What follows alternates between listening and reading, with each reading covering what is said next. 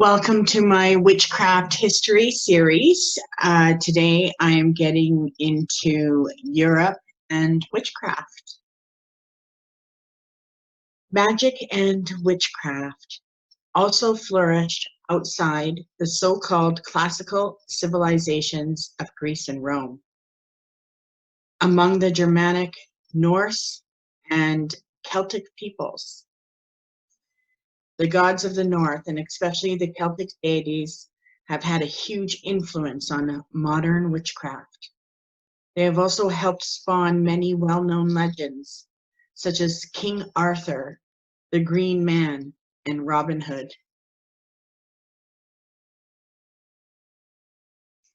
We have already seen the importance of the classical civilizations of Greece and Rome in the history of witchcraft. Both cultures had a tradition of magic and witchcraft.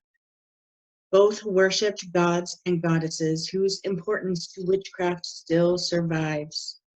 And both had writers who recorded images of witches that influenced later generations in the West. However, the rest of Europe has had equally important place in the story.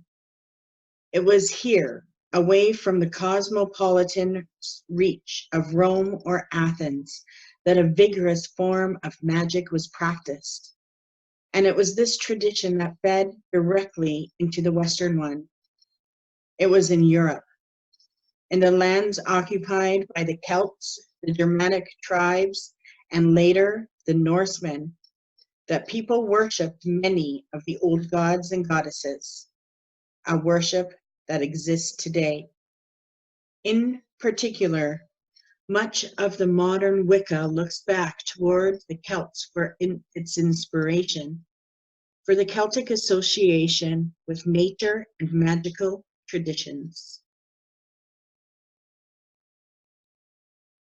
The story of the Celts, in particular, needs to be approached with some caution. One of the curious things about the Celts is that the more they are studied, the less we seem to know about them. Many of the old assumptions about this great people have been questioned or even discarded following new findings. In some cases, we actually know more about the people who preceded them than we do about the Celts themselves. Part of the reason for this is that they had little or no written tradition. Another is that their religious beliefs clearly did not rely on the building of structures in a way that other cultures have done. This means that we get much of our information about the Celts from incomplete archaeological remains and the testimony of contemporary Greek and Roman writers who either had little interest in the Celts or were intent on portraying them in a particular light for social or political reasons. For example, Julius Caesar from 100 to 44 BC, who fought directly against the Celts and wrote a great deal about them, was determined that the Roman elite should realize that these were a dangerous and highly organized people who might threaten Rome if Rome did not smash them first. Another important source of information on the Celts in these writings of later Christians in Europe, who again either may not have understood the Celtic traditions of the past or may have deliberately misrepresented them and their non-Christian beliefs. Into this relative vacuum of knowledge about the Celts, there have poured many writers who have claimed to discover the true past of them and their beliefs and practices. Some of these discoveries have subsequently been proven to be little more than wishful thinking or invention. What follows is an attempt to explain what we do and what we don't know about the Celts and their deities.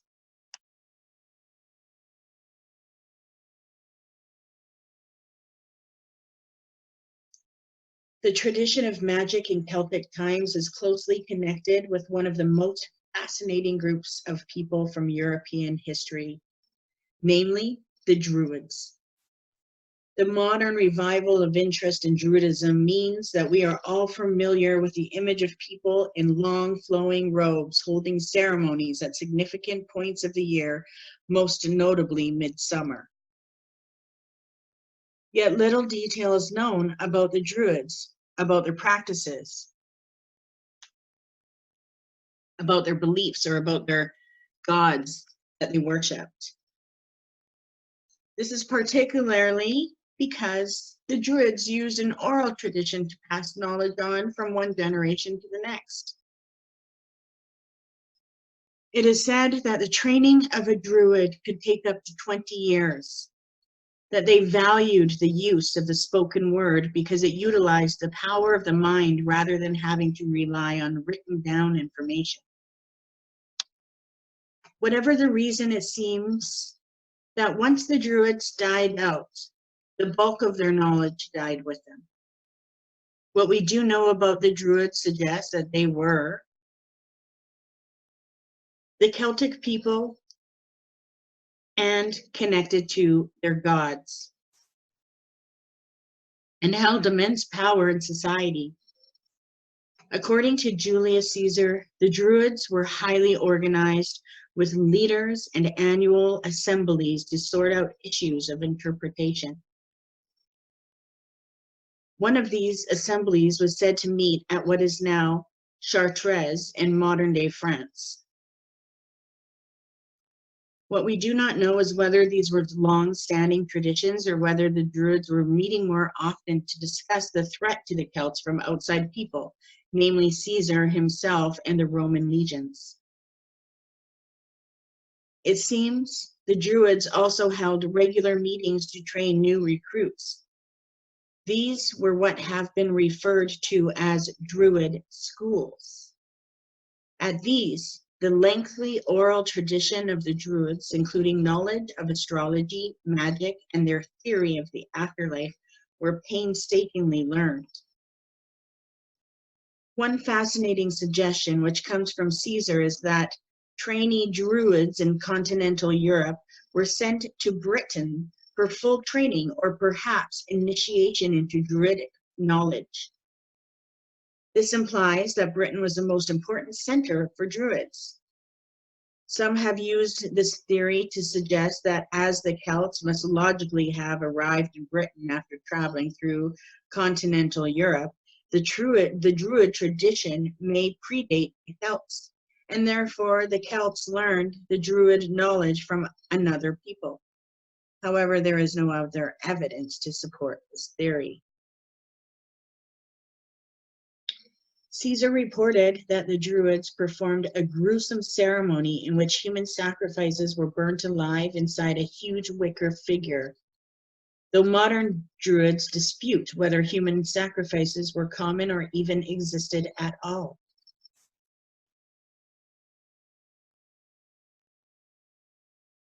The Romans were hostile to the Celtic culture. They had a healthy respect for the Celts' abilities as warriors and also believed them to be skilled practitioners in the magic arts.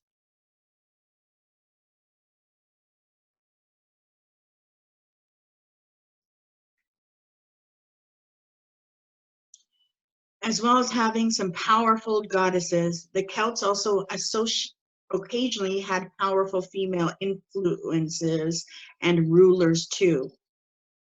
The most famous was the 1st century British Queen Boadicea, leader of the Iceni, who carried the Romans and who was regarded by her subjects as a semi-divine figure.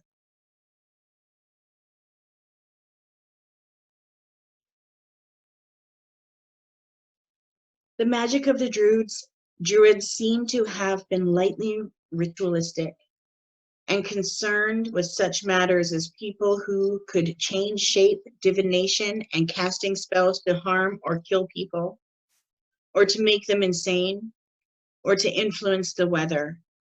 It is thought that most of their magic and religious rituals were performed during the day and often in sacred oak groves. The Druids have often been linked with the oak tree, symbolizing nature and the wisdom of the earth.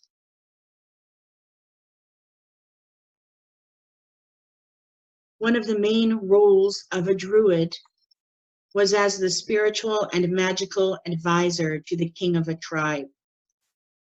They also had the function of teacher, healer, and judge. It appears that Druids were almost exclusively male, though some classical writers do record women performing similar roles. For example, Tacitus, from 56 to 120 AD, describes how one Celtic tribe was led by a prophetess. The same Roman historian also gives us the tantalizing detail of how, when a Roman legion prepared to attack an island, now called Anglesey off northern Wales, the Celtic fighters were cheered on by a band of male Druids and by women who were dressed in long black robes and carrying torches. Whether these were female Druids or had some other religious or magical role, it's unclear.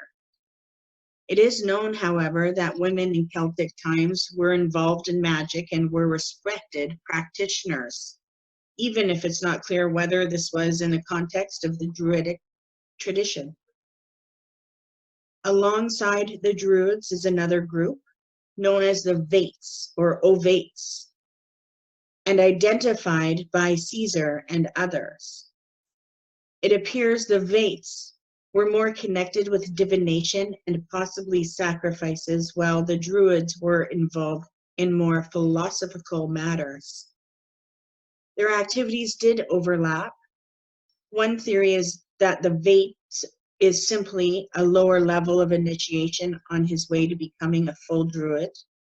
In this interpretation, yet another group, the Bard, is seen as being the lowest of the three grades, with the Druid at the top.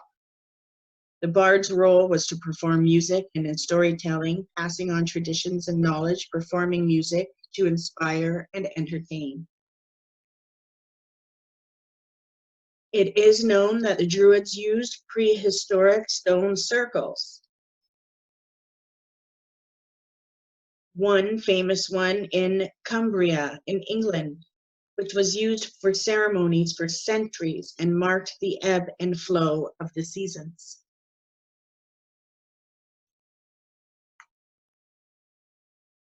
The Druids then give us a glimpse of sacred Celtic society.